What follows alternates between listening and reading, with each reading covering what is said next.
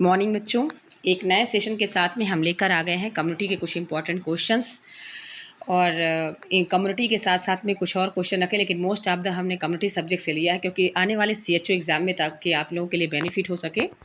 चलिए स्टार्ट करते हैं इस सेशन का फर्स्ट क्वेश्चन। तो on the basic health worker MPW for 1000 population was recommended by. Health worker MPW multipurpose health workers होते हैं ये। इनका काम होता है फील्ड विजिट करना, फील्ड में जाकर ये विजिट करते हैं। इसका रिकमेंडेशन 1000 पॉपुलेशन के बीच में ये जाकर विजिट करते हैं, जिसमें से MPW फीमेल हेल्थ वर्कर आपका ANM हो गया और मेल हेल्थ वर्कर आपके MPW हो गए। ठीक है, फीमेल हेल्थ वर्कर की बात पूछी जाए तो ANM होते हैं और आपके मेल हेल्थ वर्कर हो गए MPW, जिसका फुल फॉर्म होता है मल्टीपर्पज़ हेल्थ वर्कर। MPW का फुल फॉर्म क्या होता है? Multipurpose health worker. ये पॉपुलेशन 1000 पॉपुलेशन में जाकर क्या करते हैं? ये विजिट करते हैं। इनका काम होता है किसी भी डिसीज़ को जैसे फाइंड आउट करना, या मलेरिया के जब वैक्सीनेशन होता है तो उसमें विजिट करना। ठीक है, तो ये जाकर क्या करते हैं? विजिट करने का काम इनका स्पेसिफिक रूप से होता है MPW वर्कर्स का। यहाँ पे पूछा जा रहा है कि ये रिकमेंडेशन कौन सी कमेटी में दिया गया है, तो इसका रिकमेंडेशन दिया गया है आपका किस कमेटी में? चड्ढा कमेटी में दिया गया है। इसका करेक्ट ऑप्शन होगा ऑप्शन ए। देखिए, थोड़ा सा हम कमेटी के बारे में डिस्कशन करेंगे, बाकी अगर इसका डिस्कशन करेंगे तो आप लोग हमारी थ्योरी बेस्ड क्लास को वॉच करते रहिए। मैं अभी आने वाले सेशन में कमेटी के भी क्वेश्चन रखूँगी उसमें, ठीक है, ताकि CHO के एग्ज़ाम में वो बेनिफिट हो सके। अभी हम गायनिक ले रहे हैं क्लास में, जिसको वॉच करना होगा तो वो बच्चे देख सकते हैं। तो चड्ढा कमेटी, मुखर्जी कमेटी, चलिए कमेटी के बारे में थोड़ा डिस्कशन करेंगे। सबसे पहले हमारी आई थी भोर कमेटी। भोर कमेटी कब लॉन्च हुई थी? तो 1942 में लॉन्च हुई थी, ध्यान रखिएगा। ठीक है, आपका भोर कमेटी 42 नहीं 46 में लॉन्च हुई थी, ध्यान रखिएगा। जो आपका भोर कमेटी कब लॉन्च की गई? आपकी 1946 में, ध्यान रखिएगा। कब लॉन्च की गई थी? 1946 में। वहीं इसके बाद भोर कमेटी आया, देन इसके बाद आपका मुदलियार कमेटी आया, 62 में लॉन्च हुई जो कि। इसके बाद आपका चड्ढा कमेटी आई जो कि 1963 में लॉन्च हुई। इसके बाद आपका मुखर्जी कमेटी आई जो 1965 में लॉन्च हुई। इसके बाद आपका जुंगल वाला कमेटी आया, ध्यान रखिएगा, जुंगल वाला कमेटी जो कि 1967 में आया। ठीक है, इसके बाद आपका आता है करतार सिंह कमेटी। करतार सिंह कमेटी कब आई? तो ध्यान रखिएगा 1973 में आई। 1973 में क्या, देखिए इनका रिपोर्ट जो तैयार किया गया था वो 72 में, लेकिन इनका जो एडॉप्टेशन हुआ था वो कब हुआ था? 1973 में। तो करतार सिंह कमेटी कब आई? 1973 में आई। देन इसके बाद आपका आता है श्रीवास्तव कमेटी। तो श्रीवास्तव कमेटी कब आई? 1975 में आई। इसका रिपोर्ट भी 74 में तैयार कर दिया गया था, लेकिन इसको अमेंडमेंट कब किया गया? तो ये कब किया गया था? 1975 में। लास्ट में आपका आता है रूरल हेल्थ स्कीम। लास्ट में क्या आ जाता है आपका? रूरल हेल्थ स्कीम आ जाता है, RHS जिसको हम बोलते हैं। ये कब आया था आपका? तो रूरल हेल्थ स्कीम 1977 में आ गया। लास्ट तक इसका क्या चला? तो इतनी सारी कमेटी है, ध्यान रखिएगा। तो सबसे पहले हमारी भोर कमेटी आती है, जो कि भोर कमेटी का लॉन्चेस डेट है आपका 1946। इसका काम क्या होता है? तो इस कमेटी के अंदर में क्या रिकमेंडेशन दिए गए थे? तो पुअर हेल्थ वर्कर जो होते थे उनमें सबसे ज़्यादा जो इन्फेंट मोर्टालिटी रेट या मैटरनल मोर्टालिटी रेट, और एजुकेशन को इम्प्रूव करना। पुअर हेल्थ वर्कर कैसे? जैसे जिनके पास घर नहीं था, पीने योग्य पानी नहीं था, प्रॉपर वाटर सप्लाई करना, और सैनिटेशन के बारे में उनको एजुकेट करना, ये सारा रिकमेंडेशन किस में दिया गया था? भोर कमेटी के अंडर में दिया गया था। समझ में आया? तो आपका भोर कमेटी कब लॉन्च किया गया था? 46 में। चड्ढा कमेटी 62 में किया गया था। उसके बाद आप मुदलियार कमेटी आपका 62 में, 63 में चड्ढा कमेटी, 65 में आपका मुखर्जी कमेटी, 67 में आपका जुंगल वाला कमेटी। देन इसके बाद आपका करतार सिंह कमेटी जो कि 73 में था। इसके बाद लास्ट में श्रीवास्तव कमेटी और रूरल हेल्थ स्कीम। इतनी सारी कमेटियाँ क्या की गई थी, और सारी कमेटियाँ को जो मतलब इम्पोर्टेंट जो रोल था, देखिए जो श्रीवास्तव कमेटी वगैरह हो गई, इन कमेटियों का जो रोल था क्या था? मेडिकल एजुकेशन को इम्प्रूव करना। मतलब जैसे जैसे कमेटी रेडी होती गई तो डेवलपमेंट प्लानिंग कमेटी किसको बोला जाता है? तो आपका डेवलपमेंट प्लानिंग कमेटी सबसे पहले तो भोर कमेटी आई थी। इसलिए सबसे पहले जो डेवलपमेंट स्टार्ट हुआ था, कहाँ से स्टार्ट हुआ था? भोर कमेटी से स्टार्ट हुआ था, इसलिए उसको डेवलपमेंट और प्लानिंग कमेटी के नाम से जाना जाता है, ध्यान रखिएगा। तो जो कमेटी जो 1000 पॉपुलेशन में वर्क करने का काम MPW का जो रोल बताया गया था, किसके अंदर बताया गया था? आपका चड्ढा कमेटी के अंदर बताया गया था, इसलिए इसका करेक्ट ऑप्शन होगा ऑप्शन ए। कमेटी बहुत इंपॉर्टेंट है, इसलिए इसमें से पढ़ लीजिएगा क्योंकि 20-20 में बनने वाले क्वेश्चंस होते हैं। ठीक है, तो सारे कमेटियों को आप अच्छे से डीप में पढ़िएगा, और इनको नहीं समझ में आएगा तो हम कम्युनिटी की जो थ्योरी क्लास ले रहे हैं तो अभी उसमें जाके आप इसको वॉच करिएगा। चलिए नेक्स्ट क्वेश्चन हम देखेंगे। Jet track method use in the, ये हम पहले वाले सेशन में भी क्वेश्चन रखे थे और हमने कुछ क्वेश्चन कंटिन्यू इसलिए कर रहे हैं क्योंकि आने वाले हो सकता है सीएचओ एग्जाम ये क्वेश्चन पूछे जाए, इसलिए हम इनको रिपीट भी कर रहे हैं, ध्यान रखिएगा। तो जेट ट्रैक मेथड्स आप कौन से इंजेक्शन में यूज़ करते हो? आईएम में करते हो, आईवी में करते हो, आईडी में करते हो या एससी में करते हो? तो आईएम मतलब क्या होता है? इंट्रामस्कुलर। तो जेट ट्रैक मेथड सभी को मालूम है, आईएम में करते हैं जो 90 डिग्री एंगल मेथड्स में आप यूज़ करते हो, जेट ट्रैक मेथड्स होता है जो हम इंट्रामस्कुलर रूट से लगाते हैं, ठीक है। आईवी इंट्रावीनस हमारा तो 35 आपका 25 डिग्री एंगल होता है। इंट्राडर्मल क्या होता है आपका 15 डिग्री हो गया आपका, ठीक है। और इसके बाद आपका होता है सबक्यूटेनियस, ठीक है। तो 45 डिग्री एंगल पर, सॉरी आईवी जो होता है आपका कितना होता है आपका 45 डिग्री एंगल पर होता है। इसके बाद आपका सबक्यूटेनियस हो गया, इसके बाद आपका इंट्राडर्मली हो गया, इंट्राडर्मल आपका 15 डिग्री एंगल में होता है। तो आपका आईवी हो गया, सबक्यूटेनियस हो गया, ठीक। तो इसमें ध्यान रखिएगा आप, ये सबक्यूटेनियस में देखिए, सॉरी इसमें सबक्यूटेनियस में नहीं होता है 9, इसमें सबक्यूटेनियस में होता है आपका 45 डिग्री, ध्यान रखिएगा कितना होता है 45 डिग्री सबक्यूटेनियस का होता है। आईवी का होता है 25 डिग्री, आईएम का होता है 90 डिग्री और आईडी का होता है 15 डिग्री, ध्यान रखिएगा। तो अलग अलग सभी के एंगल्स होते हैं। इंट्राडर्मली रूट में जैसे कि बीसीजी वैक्सीन हम लगाते हैं, ठीक है, बीसीजी वैक्सीन हम इंट्राडर्मली रूट में लगाते हैं। सबक्यूटेनियस में जैसे मीजल्स वैक्सीन जो लगाई जाती है, और आईएम में हो गया 90 डिग्री जो इंजेक्शन लगता है आपका आईएम रूट में लगता है। इसके बाद आईवी क्या होता है 25 डिग्री एंगल पे, ये सारे इंजेक्शन क्या होते हैं, सभी इंजेक्शन अलग अलग एंगल पर लगाए जाते हैं। तो ध्यान रखिएगा जेट ट्रैक मेथड जो यूज़ किया जाता है कौन से रूट में होता है, आईएम रूट में। नेक्स्ट क्वेश्चन हम देखेंगे, the nurse assessing a dark skin client for sign of join, देखिए ज्वाइंट नहीं होगा, ज्वाइंडिस होगा यहाँ पे थोड़ा सा प्रिंट मिस्टेक हुआ है, यहाँ पे होगा ज्वाइंडिस, क्या होगा ज्वाइंडिस, ज्वाइंडिस यानी पीलिया, ज्वाइंडिस का जो पेशेंट होता है, ठीक है। The nurse is assessing a dark skin client for sign of jaundice is the nurse can best detect jaundice in the sign up joint, ठीक है। ध्यान रखिएगा क्या लिखा है इसमें कि एक नर्स है वहाँ पे और डार्क स्किन वाला क्लाइंट आता है ज्वाइंटिस का, तो ए साइनिंग, ठीक है, स्किन डार्क स्किन वाला मतलब ब्लैक स्किन जिसकी है, ऐसा पेशेंट आता है।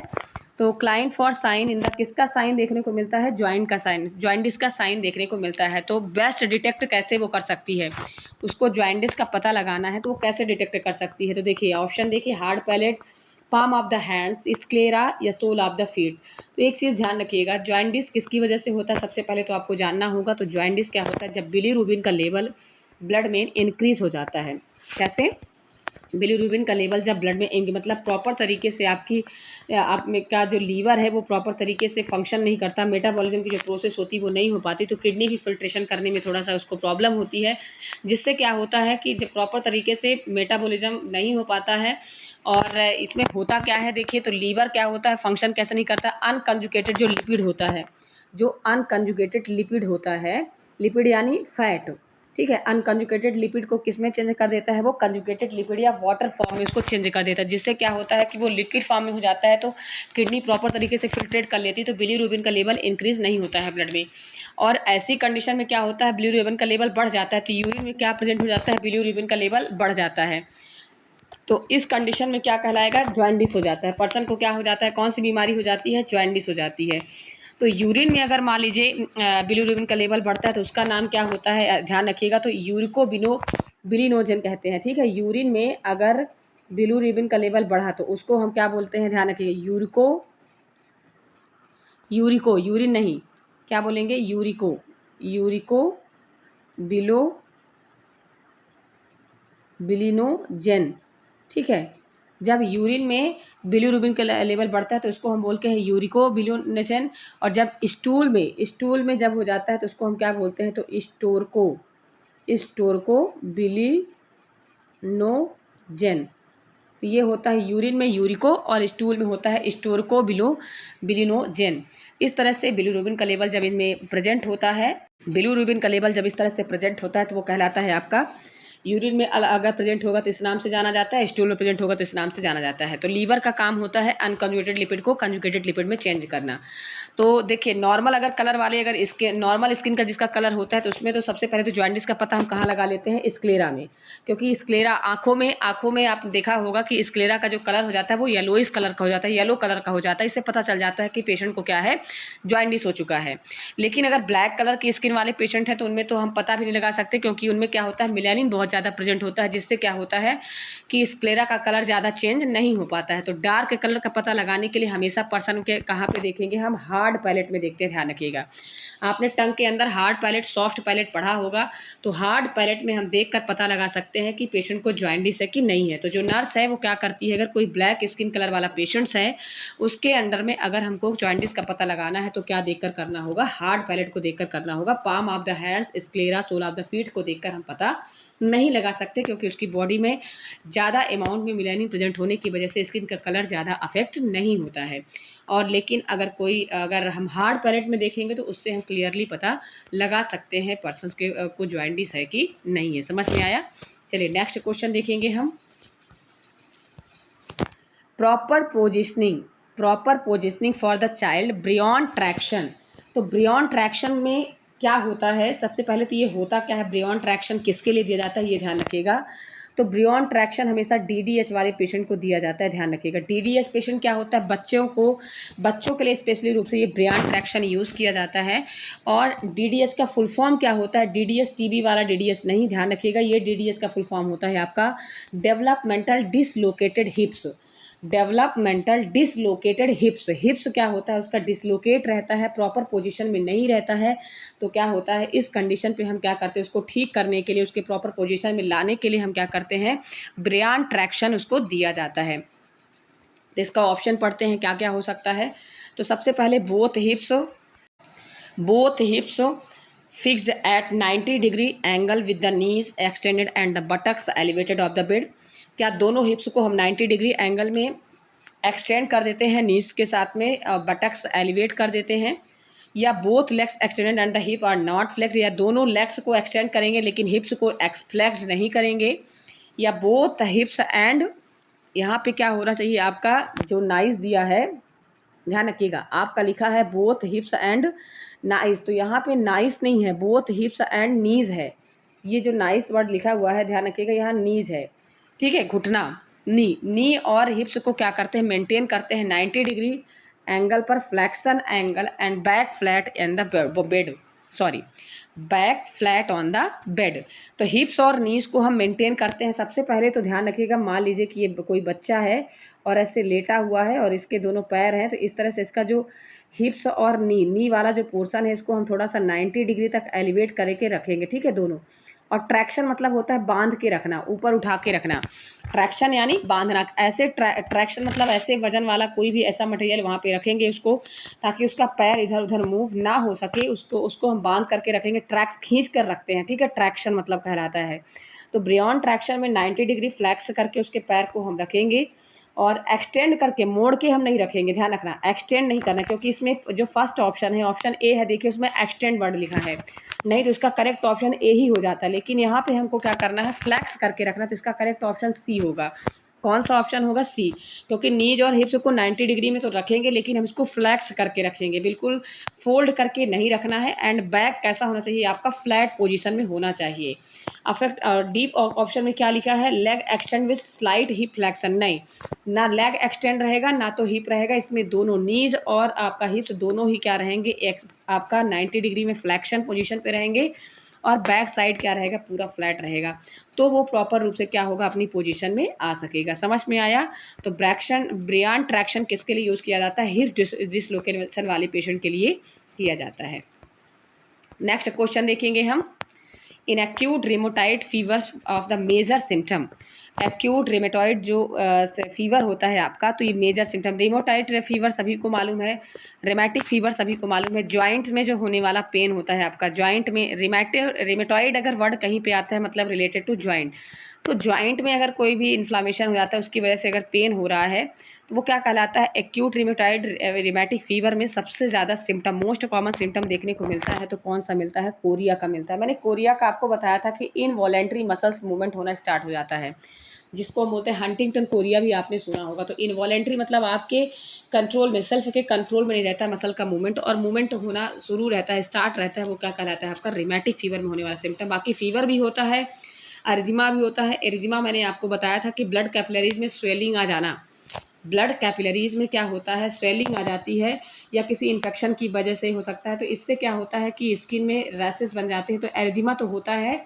ऐसा नहीं है, ये सारे सिम्टम रिमेटिक फीवर में होते हैं, लेकिन जो मोस्ट कॉमन सिम्टम होता है वो कोरिया का देख रहे हो। कार्डाइटिस मतलब इन्फ्लामेशन ऑफ द हार्ट। तो ये सारे सिम्टम देखने को मिलेंगे, लेकिन मोस्ट ऑफ द कौन सा सिम्टम मिलेगा आपका देखने को, कोरिया का मिलेगा। समझ में आया? इसका करेक्ट ऑप्शन क्या होगा? ऑप्शन ए। चलिए नेक्स्ट क्वेश्चन देखेंगे हम। ए साइनोटिक हार्ट डिसीज एक्सेप्ट। अब इसमें पूछा जा रहा है ए साइनोटिक हार्ट डिसीज क्या होता है। ASD, VSD, PDA, TOF। ASD atrial septal defect, ventricular septal defect, patent ductus arteriosus और को अरेक्शन ऑफ अयोटा। 4 टाइप्स के होते हैं आपके साइनोटिक। साइनोटिक वर्ड क्या होता है? मतलब प्रेजेंस ऑफ ऑक्सीजन, ऑक्सीजन की प्रेजेंस में अगर ये डिफेक्ट हार्ट में देखने को मिलता है, ये कॉजनाइटल हार्ट डिफेक्ट होते हैं, ध्यान रखिएगा। एट बर्थ ही बच्चे में प्रेजेंट होता है, वो कहलाता है आपका हार्ट डिसीज, कॉन्जेनाइटली होते हैं, ठीक है। साइनोटिक हार्ट डिसीज आपका एसडी, VSD और PDA और कोएरेक्शन ऑफ अयोटा एक और होता है। और आपका ए साइनोटिक मतलब absence of oxygen, absence of oxygen में अगर कोई हार्ट डिसीज अगर होती है, वो होती है TOF, tetralogy of Fallot. 4 condition इसमें होते हैं, ध्यान रखिएगा। टेट्रोलॉजी ऑफ फैलॉट में क्या होती है? 4 कंडीशन, इसलिए इसका नाम पड़ा है टेट्रो, ठीक है। तो पूछा जा रहा है कि ये साइनोटिक हार्ट डिसीज सभी है, केवल एक को छोड़कर, एक्सेप्ट वर्ड है, एक को छोड़कर। तो ये तीनों क्या होती हैं? साइनोटिक होती हैं। और ए साइनोटिक कौन सी होती है आपकी? तो ए साइनोटिक होती है आपकी TOF। ध्यान रखिएगा, ए साइनोटिक कौन सी होती है आपकी? TOF। इसका करेक्ट ऑप्शन होगा ऑप्शन डी, क्योंकि ये सारी क्या होती हैं? साइनोटिक डिसीज होती हैं, और ए साइनोटिक हो गया आपका TOF। नेक्स्ट क्वेश्चन देखेंगे हम। Anti D injection can be administered with route. Anti D injection जो एडमिनिस्टर्ड किया जाता है, तो आर एच इनकम्पेटिबिलिटी में किया जाता है, ध्यान रखिएगा। एंटी डी इंजेक्शन किस में किया जाता है? RH इनकम्पेटिबिलिटी में किया जाता है। तो ये कब देते हैं? बच्चे को, माँ को, या तो फिर प्रेगनेंसी के टाइम पे ही दे देते हैं, नहीं तो फिर जब बच्चा से अगर जन्म ले लिया है तो 72 आवर्स के अंदर अंदर ये इंजेक्शन दे दिया जाता है, ठीक है, ताकि उसका कॉम्प्लिकेशन ना होने पाए। तो इसको हम कौन से रूट से देते हैं? इसको हम देते हैं IM रूट से। एंटी डी जो इंजेक्शन होता है किस रूट से देते हैं हम? IM रूट से, इंट्रामस्कुलरी देते हैं, ध्यान रखिएगा। नेक्स्ट क्वेश्चन देखेंगे। Malaria transmission cycle are present. Malaria transmission cycle are present. Propagative, cyclopropagative, cyclo development, प्रोको डेवलपमेंट। तो सबसे पहले आपको मालूम होना चाहिए कि मलेरिया क्या होता है। तो मलेरिया तो सभी को मालूम है, फीमेल एनाफ्लिज मॉस्किटो से होने वाला जो इन्फेक्शन है, जो डिसीज़ है, वो होता है मलेरिया। अब इसका ट्रांसमिशन साइकिल बताया गया। मैं आपको बता दूं mode of transmission, mode of transmission of malaria. Malaria का जो मोड ऑफ ट्रांसमिशन है, मैं आपको बताऊं इसमें से मोड ऑफ जो ट्रांसमिशन होता है मलेरिया का, ध्यान रखिएगा।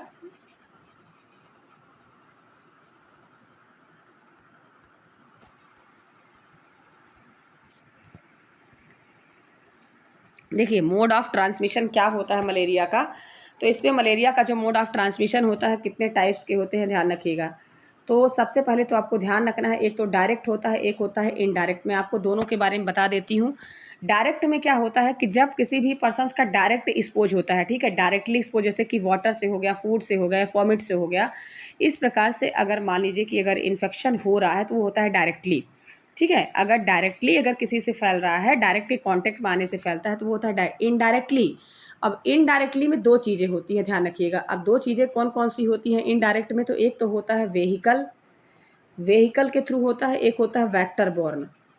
इनडायरेक्टली ध्यान रखिएगा, इन वेक्टर बॉर्न इन्फेक्शन और व्हीकल बॉर्न इन्फेक्शन। अब व्हीकल बॉर्न मतलब होता है कि कोई ना कोई ऐसा वहाँ पे मटेरियल प्रेजेंट होगा जिसकी वजह से वो इन्फेक्शन हो रहा है। तो व्हीकल मैं आपको बता देती हूँ, इनडायरेक्टली रूप से जो व्हीकल होता है, व्हीकल के थ्रू, जैसे कि वाटर बॉर्न हो गया, ब्लड बॉर्न हो गया, ठीक है, फूड बॉर्न हो गया, वॉमिट बॉर्न हो गया। तो इस प्रकार से इनकी वजह से होने वाला जो इन्फेक्शन है, अगर डिसीज़ फैल रही है या मलेरिया फैल रहा है, तो वो होता है आपका व्हीकल से। देन इसके बाद आपका इनडायरेक्टली, इसमें पूछा जा रहा है जब बीमारी किसी न किसी के थ्रू फैलती है, इनडायरेक्टली तो नहीं फैलती, इनडायरेक्टली फैलती, तो वेक्टर बॉर्न, जैसे कि आपने पढ़ा होगा एंथ्रोपॉइड, एंथ्रोपॉइड की वजह से जो फैलता है वो होता है वेक्टर बॉर्न। अब इसमें 2 टाइप्स से फैलता है, ध्यान रखिएगा। एक तो होता है मैकेनिकल, एक होता है बायोलॉजिकल। 2 टाइप से फैलता है, ठीक है, मैकेनिकल और बायोलॉजिकल। अब मैकेनिकल जो डिसीज़ होता है, मैं आपको बताऊँ, मैकेनिकल डिसीज़ नहीं, मतलब मैकेनिकल आप बोल सकते हो कि जो ट्रांसमिशन ऑफ मलेरिया का मैकेनिकल रीज़न होता है, वो क्या होता है, जब कभी आउटर सरफेस का यूज़ करता है, मतलब जब इसमें जो आर्थ्रोपोड होता है, एंथ्रोपोड जो होता है आपका, जैसे कि जो वेक्टर बॉर्न होता है, मैकेनिकली रूप से, मतलब अगर आपके इन्फेक्शन को फैलाने का केवल आउटर एरिया केवल यूज़ करता है, आउटर सरफेस क्या करता है, केवल बाहरी सरफेस में क्या करता है, इन्फेक्शन को कॉज करता है, वो आउटर सरफेस का यूज़ करके वो क्या करता है, इन्फेक्शन को कॉज करता है, तो वो होगा मैकेनिकल। देन इसके बाद बायोलॉजिकल क्या होता है, जब इनर सरफेस को रिप्लिकेट कर देता है, मतलब किसको अफेक्ट करता है, ये केवल आउटर सरफेस, मैकेनिकल जो वेक्टर बॉर्न होता है वो केवल आउटर सरफेस को अफेक्ट करेगा। अब बायोलॉजिकल क्या करता है, आपके इंटरनल अंदर वाले पार्ट को क्या करता है, आपके अफेक्ट कर देता है, वो होता है बायोलॉजिकल, मतलब अंदर रिप्लिकेट कर देता है। ठीक है, रिप्लिकेट मतलब आपकी बॉडी के अंदर। तो मलेरिया क्या होता है, एक रिप्लिकेशन प्रोसेस होती है। ठीक है, तो इसमें ऐसी कंडीशन बताई गई है, 3 कंडीशन, मलेरिया की 3 कंडीशन बताई गई है रिप्लिकेशन वाली। तो बायोलॉजिकल में होती हैं आपकी 3 कंडीशन, मैं आपको बताऊं इसमें से। सबसे पहला होता है प्रोपोगेटिव, सेकंड हो गया साइक्लोप्रोपोगेटिव जो आप क्वेश्चन में देख रहे हो, और थर्ड होता है आपका साइक्लो डेवलपमेंटल, साइक्लो डेवलपमेंटल। ठीक है, अब प्रोपोगेटिव में केवल रिप्लिकेशन होता है। अब रिप्लिकेशन के प्रोसेस मैंने आपको बताया था बायोलॉजिकल वाली कंडीशन में होता है, इसमें केवल रिप्लिकेशन होता है। और साइक्लो प्रोपोगेटिव में क्या होता है कि साइक्लो चेंज तो होता है, मतलब पर्सन उसमें जो उसका सिम्टम जो होगा, जो उसका ट्रांसमिशन फेस है वो चेंज तो होगा, लेकिन बॉडी के अंदर नो रिप्लिकेशन, रिप्लिकेशन नहीं होता है वहाँ पे। ठीक है, किसी प्रकार की बॉडी के ऑर्गन्स को अफेक्ट नहीं करता, मतलब वहाँ पे जाके किसी प्रकार का रिप्लिकेशन वो नहीं करेगा, केवल वो चेंज करेगा। और साइक्लो डेवलपमेंट में क्या होता है, ओनली साइक्लो चेंज होता है इसमें, सॉरी इसमें देखिए थोड़ा थोड़ा सा मिस्टेक हुआ है। आपका साइक्लो प्रोपोगेटिव में क्या है, साइक्लो चेंज भी हो रहा है प्लस रिप्लिकेशन भी हो रहा है, दोनों चीज़ें हो रही है इसमें। इसमें साइक्लो चेंज भी हो रहा है प्लस रिप्लिकेशन भी हो रहा है। लेकिन जो साइक्लो डेवलपमेंट होता है उसमें वनली वन क्या हो रहा है, साइक्लो चेंज हो रहा है। देखिए, मुझे साइक्लो डेवलपमेंट का बताना चाहिए तो मैंने उसका बता दिया उसमें।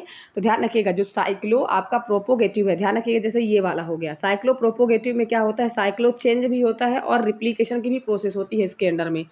लेकिन डेवलपमेंट में केवल साइक्लो चेंज होता है आपका, साइक्लो केवल क्या होगा, चेंज होगा। ये ट्रांसमिशन की प्रोसेस है, ध्यान रखिएगा। मलेरिया डिसीज़ में जो ट्रांसमिशन की प्रोसेस होती है बायोलॉजिकली वे से, तो जो वेक्टर वन आर्थ्रोपोड हो गया आपका, एंथ्रोपोड जो इन्फेक्शन को जाके कॉज करता है, तो मैकेनिकली और बायोलॉजिकली फॉर्म में करता है, ध्यान रखिएगा। तो प्रोपोगेटिव में रिप्लिकेशन मतलब होता है इनर सरफेस में जाके अफेक्ट कर देना, आपकी बॉडी के अंदर जाके अगर वो अफेक्ट कर रहा है तो वो आपका इनर सरफेस हो गया। आउटर सरफेस मतलब आपके अंदर कुछ इफेक्ट नहीं हुआ है, केवल आउटर सरफेस में अफेक्ट किया। जैसे मान लीजिए कि बॉडी का टेम्परेचर अल्टर्ड हो जाना या स्किन में रह जाना, तो मतलब इनर सरफेस में कुछ अफेक्ट नहीं, केवल आउटर सरफेस में ही अफेक्ट हुआ, तो मैकेनिकली फॉर्म हो जाएगा। लेकिन इनर सरफेस में अगर पेनिट्रेट हो रहा है, रिप्लिकेट हो रहा है, जो वेक्टर बॉर्न का इन्फेक्शन है अगर रिप्लिकेट हो रहा है, कहीं ब्लड में अगर अफेक्ट आ गया, तो मतलब वो क्या कहलाता है आपका साइक्लो, आपका प्रोपोगेटिव होगा और प्रोपोगेटिव होगा, लेकिन साइक्लो डेवलपमेंट में नहीं होता है ये चीज़ें। तो इसमें पूछा क्या गया है, क्वेश्चन में पूछा है कि मलेरिया ट्रांसमिशन साइकिल किसमें प्रेजेंट होता है। तो मलेरिया का जो ट्रांसमिशन का साइकिल है तो आपने देखा है प्रोपोगेटिव में, क्योंकि इसमें दोनों चीज़ें हैं, साइक्लो चेंज भी हो रहा है और रिप्लिकेशन भी हो रहा है, तो मतलब इसमें सबसे ज़्यादा ट्रांसमिशन साइकिल प्रेजेंट है। ठीक है, तो ट्रांसमिट कैसे, क्योंकि आपको मालूम है कि जब कोई पर्सन को मलेरिया होता है मॉस्किटो के काटने से, तो मॉस्किटो अगर किसी पर्सन को काटता है, तो मान लीजिए उसी पर्सन को अगर कोई मॉस्किटो अगर काटता है तो उसका इन्फेक्शन जाके दूसरे भी, बोलते हैं ना कि मलेरिया वाले पर्सन के से अगर उसको अगर मॉस्किटो बाइट करता है तो नेक्स्ट पर्सन को भी मलेरिया होने के चांसेस आते हैं। क्यों, क्योंकि उसके बॉडी ऑर्गन्स के अंदर क्या होते हैं, साइकिल चेंज होते हैं और उसके अंदर बार बार रिप्लिकेट होते रहते हैं वो वेक्टर। ठीक है, वो जो इन्फेक्शन है मलेरिया का, जो ट्रांसमिट करने वाला जो एंथ्रोपोड होता है आपका, एंथ्रोपोड क्या होता है, अंदर रिप्लिकेट होता रहता है, समझ में आया, ब्लड में। तो अगर कोई मॉस्किटो उस पर्सन को बाइट करेगा तो वो भी इन्फेक्टेड होगा, प्लस किसी को नेक्स्ट पर्सन को बाइट करेगा तो वो भी क्या होगा, मलेरिया से। तो ऐसा रिप्लिकेशन की जो प्रोसेस स्टार्ट होती है वो किस में होती है, मलेरिया में होती है। तो मलेरिया ट्रांसमिशन साइकिल किस में चलता है, ट्रांसमिट होने का होता तो प्रोपोगेटिव हो जाता, लेकिन साइकिल जो चलती है, बोला चाहिए एक पर्सन से दूसरे पर्सन में कैसे फैलती है उसको हम बोलते हैं साइकिल। ध्यान रखिएगा, साइकिल किसको बोलते हैं, तो एक चैन। जैसे मान लीजिए कि ये पर्सन हो गया या ये मॉस्किटो हो गया, तो मॉस्किटो ने बाइट किया पर्सन को भी उसका रिप्लिकेशन हुआ, इसकी बॉडी चेंज हुई। ठीक है। यहाँ से ये इन्फेक्शन दूसरा मॉस्किटो इसको बाइट किया, नेक्स्ट पर्सन को भी कॉज कर रहा था। एक प्रकार की साइकिल चल रही है, ठीक है। अगर साइकिल चल रही मतलब क्या है, आपका मलेरिया ट्रांसमिट हो रहा है। तो इसका करेक्ट ऑप्शन होगा ऑप्शन बी। साइक्लो प्रोपोगेटिव में देखने को मिलता है। साइक्लो डेवलपमेंट में तो केवल चेंज होता है लेकिन रेप्लिकेशन की प्रोसेस नहीं होती है। नेक्स्ट क्वेश्चन देखेंगे, which of the following vaccine remove from universal immunization program. ऐसी कौन सी वैक्सीन है जो यूनिवर्सल इम्यूनाइजेशन प्रोग्राम में रिमूव कर दी गई, ध्यान रखिएगा। तो सबसे पहले तो आपको ध्यान रखना होगा यूनिवर्सल इम्यूनाइजेशन प्रोग्राम कब आया है, तो 1985 में आया है। वहीं पर अगर पूछा जाता ईपीआई एक्सपेंडेड प्रोग्राम ऑफ आपका अगर वर्ल्ड में पूछा जाए तो 74 में आया है। अगर इंडिया में पूछा जाए तो कब आया है, 78 में आया है, ठीक है। तो EPI expanded program of world में से इरेडिकेट तो कब हो गया था, तो आपका स्मॉल पॉक्स 1977 में ही इरेडिकेट हो गया था। यहाँ पे जो पूछा जा रहा है, यहाँ पे पूछा जा रहा है आपका यूनिवर्सल इम्यूनाइजेशन प्रोग्राम में, मतलब यूआईपी में कब कौन सा ऐसा जो डिसीज है, जो इम्यूनाइजेशन सॉरी जो वैक्सीन है, वैक्सीन पूछा जा रहा है, ठीक है। विच of the vaccine remove from the, तो यूआईपी से कौन सा वैक्सीन रिमूव कर दिया गया है, तो वो हो गया आपका टाइफाइड। इसका करेक्ट ऑप्शन होगा ऑप्शन सी। क्यों, क्योंकि इसमें क्या रिमूव कौन सा कर दिया गया है, ध्यान रखिएगा। ये भी आपको पता होना चाहिए कि यूआईपी में क्या कर दिया गया है, रिमूव किसको कर दिया गया है। उस टाइम से जब रिमूव किया गया है तो टाइफाइड को रिमूव कर दिया गया, ठीक है। टाइफाइड को रिमूव कर दिया गया है, लेकिन मीजल्स को उस टाइम पे क्या कर दिया गया है, ऐड कर दिया गया है। किसको, मीजल्स वैक्सीन को, ठीक है। मीजल्स वैक्सीन को हम 1985 में ये वैक्सीन आई, सॉरी 1985 में यूआईपी आया था और उसमें बताया गया था कि टाइफाइड को उसके अंडर में रिमूव कर दिया गया है और उसी के दौरान मीजल्स वैक्सीन को क्या कर दिया गया है, ऐड कर लिया गया है। समझ में आया। वैक्सीन शेड्यूल में हम क्या करते हैं, मीजल्स वैक्सीन को ऐड कर लिए हैं और टाइफाइड को रिमूव। तो ऐड अगर पूछा जाए यूआईपी में तो आपको ध्यान रखना है ऑप्शन देना पड़ता है सी डी, लेकिन यहाँ पे पूछा गया है आपका रिमूव वर्ड, तो रिमूव के लिए इसका करेक्ट ऑप्शन होगा ऑप्शन सी। कौन सा ऑप्शन होगा इसका correct option, option C typhoid, ध्यान रखिएगा, ठीक है। नेक्स्ट क्वेश्चन हम देखेंगे, the prevention of communicable disease primary prevention result from. तो मैंने आपको बताया था prevention, primordial prevention, primary prevention, secondary prevention है, टर्सरी प्रिवेंशन। तो इसमें प्रिवेंशन ऑफ कम्युनिकेबल, जब किसी भी कम्युनिकेबल डिसीज को आप प्रिवेंट कर लेते हो तो किस में आएगा, आपका इम्यूनाइजेशन में आएगा, स्ट्रिक्ट आइसोलेशन में आएगा, केयरली डायग्नोसिस के ट्रीटमेंट में आएगा, तो इम्यूनाइजेशन में आएगा। क्योंकि कम्युनिकेबल डिसीज हमेशा प्रिवेंट की जा सकती है केवल इम्यूनाइजेशन के थ्रू, ठीक है। समझ में आया, तो ऑप्शन ए होगा। आइसोलेशन, डायग्नोसिस, ये सारे सेकेंडरी पे आपका जाएगा और ट्रीटमेंट किस में चला जाएगा, आपका टर्सरी में चला जाएगा। क्योंकि उस क्योर हो रहा है, रिहेबिलिटेट की कंडीशन में चला जाएगा, तो अर्ली डायग्नोसिस और ट्रीटमेंट आपका सेकेंडरी में जाएगा। ये ट्रीटमेंट भी आपका सेकेंडरी में जाएगा, ध्यान रखिएगा। नेक्स्ट क्वेश्चन देखेंगे, मेन इंटरवेंशन इन प्रिमोडियल प्रिवेंशन। प्रिमोडियल प्रिवेंशन के लिए मेन इंटरवेंशन क्या होता है, तो इम्यूनाइजेशन होता है, अर्ली डायग्नोसिस होता है, कि हेल्थ एजुकेशन होता है, कि अर्ली स्क्रीनिंग होता है। तो ध्यान रखिएगा, जो अर्ली स्क्रीनिंग और ये किस में जाते हैं, आपके सेकेंडरी प्रिवेंशन में, इम्यूनाइजेशन आपका प्राइमरी प्रिवेंशन में जाता है, लेकिन जो हेल्थ एजुकेशन होता है वो मेन इंटरवेंशन किस में जाता है, आपका प्राइमरी प्रिमोडियल प्रिवेंशन में जाता है। ध्यान रखिएगा, हेल्थ एजुकेशन क्या होता है, जैसे स्पेसिफिक रूप से अगर कोई हार्ट डिसीज का पेशेंट है तो उसको गाइड करना, वो क्या कहलाता है, आपका हेल्थ एजुकेशन कहलाता है। प्रिमोडियल मतलब पहले ही डिसीज होने से पहले आप उसको प्रिवेंट कर रहे हो। समझ में, इसका करेक्ट ऑप्शन होगा ऑप्शन सी। इसके बाद नेक्स्ट क्वेश्चन देखेंगे, pap smear screening is example of. Pap smear screening example of, pap smear screening किसका एग्जाम्पल होता है, primary prevention, secondary prevention, primordial prevention, tertiary prevention. तो पैप स्मीयर स्क्रीनिंग मैंने आपको बताया था कि अगर कहीं डायग्नोसिस के लिए आ जाए, अर्ली डायग्नोसिस हो गया, अर्ली ट्रीटमेंट हो गया, अगर ये वर्ड अगर आते हैं मतलब किससे रिलेटेड होगा, आपका सेकेंडरी प्रिवेंशन से होगा। तो इसमें दिया हुआ है option primary, secondary, tertiary, primordial. तो प्रिमोडियल तो नहीं होगा और ना ही ये टर्सरी होगा, कौन सा होगा, आपका सेकेंडरी होगा। पैप स्मीयर स्क्रीनिंग टेस्ट किसके लिए किया जाता है, आपका सेकेंडरी प्रिवेंशन के लिए जाता है। इसका करेक्ट ऑप्शन होगा ऑप्शन बी। नेक्स्ट क्वेश्चन देखेंगे हम, the process of secondary health care is.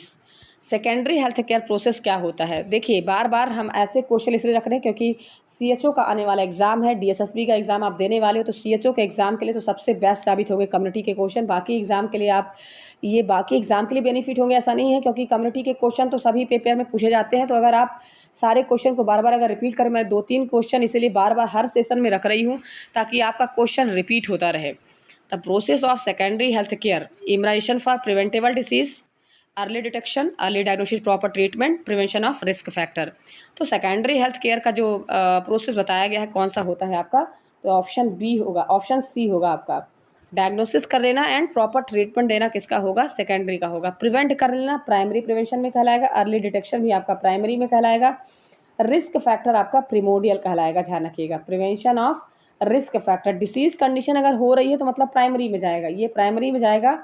और ये आपका रिस्क फैक्टर किस में चला जाता है, प्रिमोडियल प्रिवेंशन में, ध्यान रखिएगा। प्रिमोडियल मतलब डिसीज होने से पहले उसको प्रिवेंट कर लेना किस में चला जाएगा, प्रिमोडियल प्रिवेंशन में। तो अर्ली डायग्नोस्टिक ट्रीटमेंट किस में जाएगा आपका, सेकेंडरी प्रोसेस में, ध्यान रखिए। इसका करेक्ट ऑप्शन होगा ऑप्शन सी। नेक्स्ट क्वेश्चन देखेंगे, an example of prevention strategies. Primary prevention का जो स्ट्रैटेजीज है तो कौन कौन सा होता है, early diagnosis, hospitalization and treatment, rehabilitation, health education. तो प्राइमरी प्रिवेंशन का स्ट्रैटेजीज कौन सा होता है आपका, तो प्राइमरी का मैंने आपको बताया है कि सबसे पहले हेल्थ एजुकेशन होगा, या तो फिर आप इम्यूनाइजेशन करो, वो भी होता है आपका। तो ये किसका एग्जाम्पल, डायग्नोसिस और ट्रीटमेंट, तो ये सब सेकेंडरी में जाते हैं, ध्यान रखिएगा। किस में जाएगा, सेकेंडरी में। और ये जाता है आपका टर्सरी में। रिहैबिलिटेशन कौन सी कंडीशन में जाएगा आपका, टर्सरी में जाएगा। तो इसका करेक्ट ऑप्शन होगा option D, health education. Primary prevention का जो स्ट्रेटजीज है वो किस में जाएगा आपका, हेल्थ एजुकेशन में जाएगा, ध्यान रखिएगा। इसका करेक्ट ऑप्शन क्या होगा, ऑप्शन डी। नेक्स्ट क्वेश्चन देखेंगे हम, prevention of risk factor is known as, prevention of risk factor is known as primary prevention, primordial prevention, secondary prevention and tertiary prevention.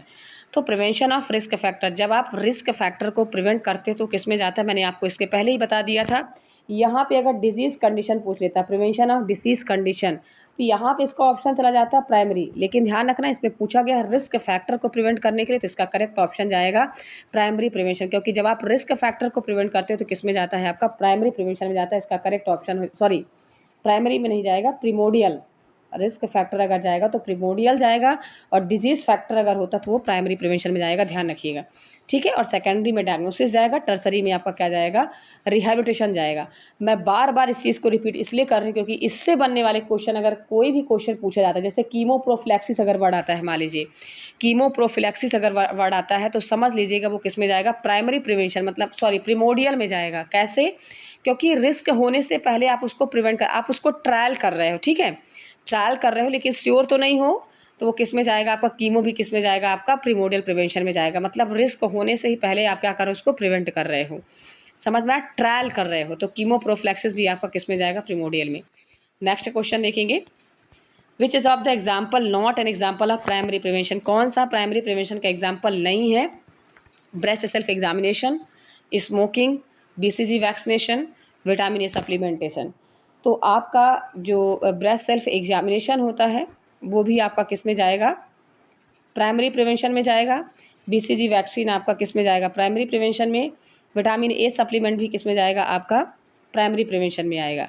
लेकिन जो स्मोकिंग सेसेशन है वो एक risky factor है, आप sure नहीं कह सकते हो, ये किस में चला जाएगा आपका, प्रिमोडियल में जाएगा। तो इसका करेक्ट ऑप्शन होगा आपका ऑप्शन बी, किस में जाएगा आपका, प्रिमोडियल प्रिवेंशन में नहीं। स्मोकिंग सेसेशन तो लंग्स डिसीज होती है ना, तो स्मोकिंग सेसेशन को भी, ब्रेस्ट सेल्फ एग्जामिनेशन आपका किस में जाएगा, प्रिमोडियल में जाएगा।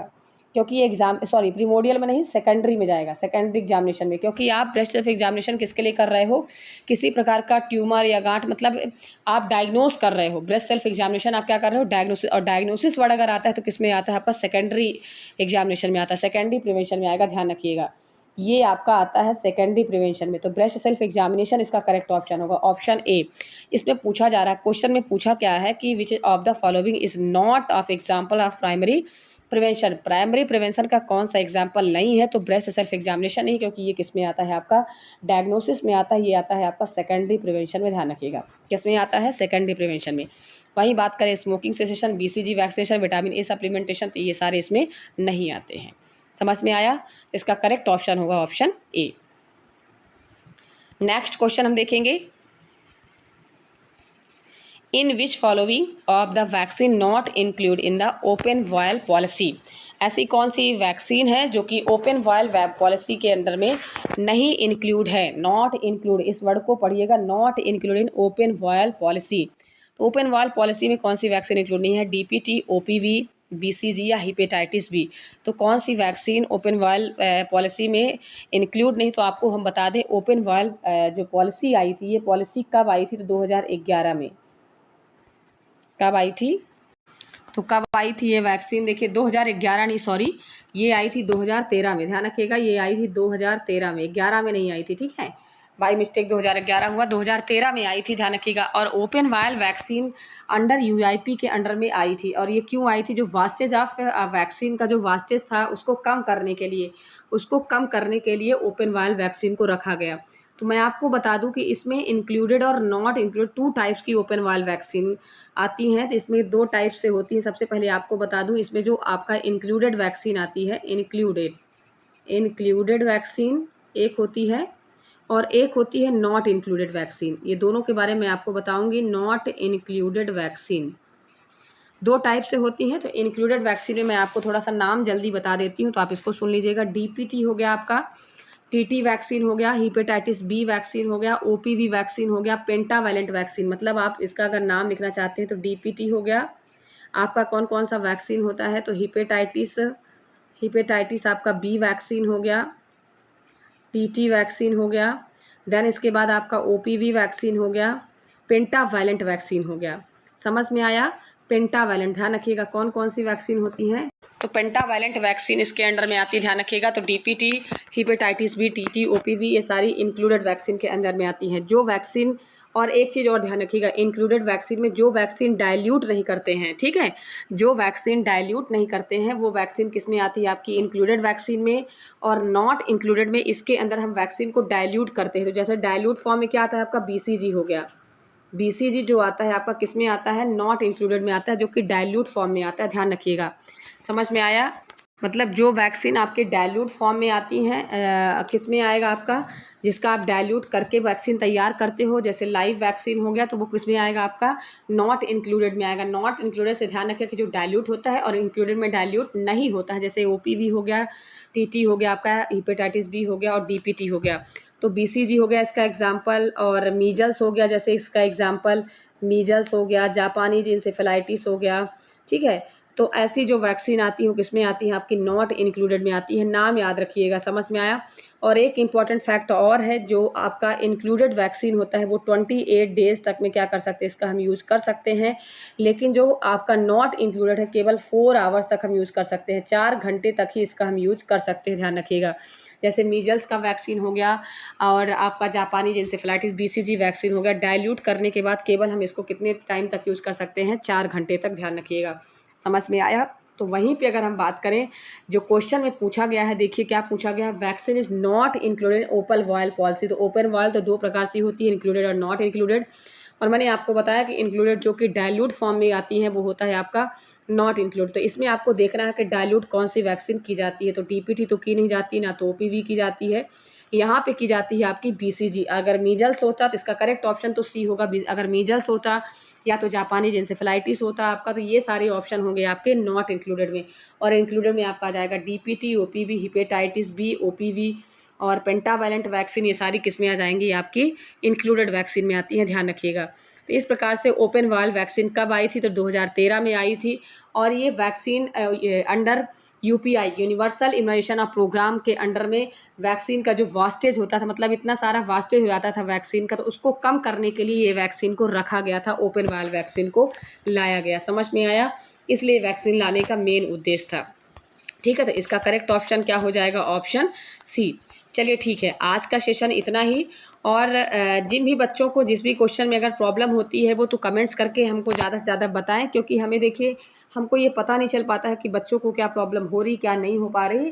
क्वेश्चन अगर समझ में नहीं आता, ठीक है, हम एक बार में नहीं, दोबारा के सेशन में आपको वही चीज़ें समझाएंगे। और अभी के सेशन में हम ज़्यादातर कम्युनिटी के क्वेश्चन रखें, क्योंकि बहुत सारे बच्चे सीएचओ का प्रिपरेशन कर रहे हैं। और देखिए कुछ बच्चों का क्वेश्चन है कि एएनएम के एग्ज़ाम के लिए क्या प्रिपरेशन कराएं। तो एएनएम का सिलेबस और आपका सीएचओ का सिलेबस मोस्ट ऑफ द मिलते जुलते हुए सिलेबस है, ध्यान रखिएगा। तो ज़्यादा परेशान होने की बात नहीं है, ये सिलेबस मिल डीएसएसबी एग्ज़ाम जैसे हो गए आपके सेंट्रल के जो मेनली एग्ज़ाम होते हैं उनका थोड़ा सा टफ सिलेबस होता है। तो उसके लिए आपको थोड़ा सा ब्रीफ में पढ़ना होगा। आपको जब तक आपकी थ्योरी पूरी स्ट्रांग नहीं होगी तो फिर आप उसको आंसर देने में आपको प्रॉब्लम होगी, ध्यान रखिएगा। बाकी जो अभी सीएचओ का जो एग्ज़ाम होने वाला है, जो एएनएम के मतलब एग्ज़ाम होने वाले हैं, ऐसे अगर एग्ज़ाम स्टेट के जो एग्ज़ाम होते हैं आपके, तो आप अगर इसमें से अगर MCQ बेस्ड क्वेश्चन को बार बार रिवाइज करते हो अगेन मोर अगेन, इससे क्या होता है कि आपका जो क्वेश्चन पावर है वो स्ट्रांग होता जाता है। तो बार बार इसको कंटिन्यू वॉच करिए। ये मत सोचिए कि मतलब हमको किसमें इस सेशन में हमको ज़्यादा अच्छा क्वेश्चन मिला तो हम इसको रीड करेंगे, इसको नहीं रीड करेंगे, ऐसा नहीं है। सारे सेशन को देखिए, अच्छा हो कि बुरा, जैसा भी हो, कुछ ना कुछ तो आपको उसमें से नॉलेज मिलेगा। ठीक है, कहीं ना कहीं क्वेश्चन आपके इंपॉर्टेंट रखे गए, हर सेशन से लिए गए। और जिनको अगर थ्योरेटिकल बेस अगर समझना है तो मैं अभी यूट्यूब चैनल में बना रही हूँ थ्योरी बेस्ड क्वेश्चन, तो उसको आप वॉच करिए। और अगर समझ में नहीं आया तो उसको कमेंट करके, अभी थोड़ी सी मेरी तबीयत ख़राब हो गई थी जिसकी वजह से मैं क्लास नहीं ले पा रही थी 3-4 दिन से, तो मैं अभी क्लास फिर से कंटिन्यू करूँगी। आप उसमें देखिए। मोस्ट ऑफ द मैं कम्युनिटी के क्वेश्चन अब रखूँ, क्योंकि CHO में ज़्यादातर कम्युनिटी के क्वेश्चन पूछे जाते हैं। जो बच्चे CHO का प्रिपरेशन करते हैं उनके लिए हेल्पफुल हो सकती है वो क्लास। तो चलिए, धन्यवाद, आज का सेशन इतना ही। और क्लास को ज़्यादा से ज़्यादा बच्चों को शेयर करिए, लाइक करिए, सब्सक्राइब करिए, GS इंडिया ग्रुप को ज़्यादा से ज़्यादा शेयर करिए। धन्यवाद। कल के एक नए सेशन के साथ में फिर लेके आएंगे क्लास।